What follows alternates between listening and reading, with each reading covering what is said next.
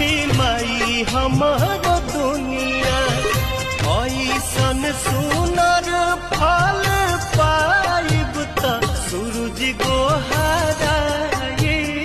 हो। ऐसन सुनर फल पाइब त सूरज गोहाराइब हो।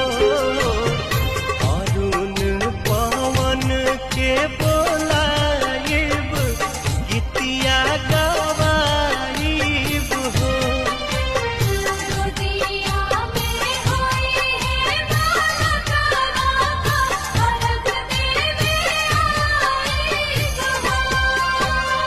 छठी माई के घाटवा कोयजन बाजन बाजा बाजावा